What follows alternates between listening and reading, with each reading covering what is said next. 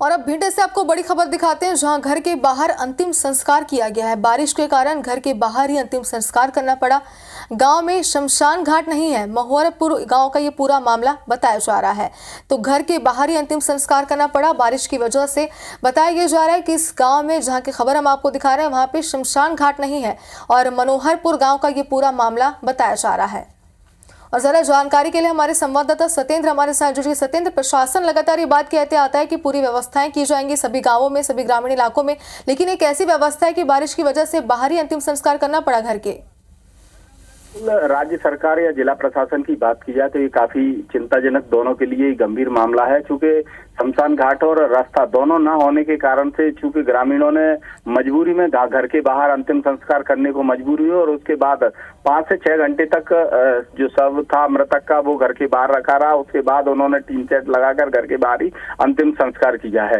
हालांकि अब इसको लेकर भिंड जिला प्रशासन के अधिकारी जांच कर कार्रवाई करने की बात कर रहे हैं, लेकिन इस तरीके की कार्रवाई जब घटनाएं हो जाती हैं उसके बाद कार्रवाई की बात की जाती है। लेकिन जिला पंचायत के अधिकारी या कलेक्टर जो जिले में बैठे हुए हैं उनके पास इस तरीके की लगातार जो शिकायतें हैं वो ग्रामीण लगातार जन सुनवाई के माध्यम से, हाल ही में अभी जो भिंड कलेक्टर है वो लगातार तहसील स्तर पर जन सुनवाई कर रहे हैं। अभी हाल ही में उन्होंने लार की थी, उसके बाद मेहगांव में भी की थी। इसी तरह से सब जगह जन सुनवाई कर रहे हैं। क्या इस तरीके की उनके पास शिकायतें नहीं आती? अगर शिकायत आती है तो कलेक्टर इन पर कार्रवाई क्यों नहीं करते हैं? कहीं ना कहीं कलेक्टर भी इसमें लापरवाह है, क्योंकि इस तरीके के ग्रामीण इलाकों की जो बातें हैं वो स्पष्ट निकल कर आती हैं।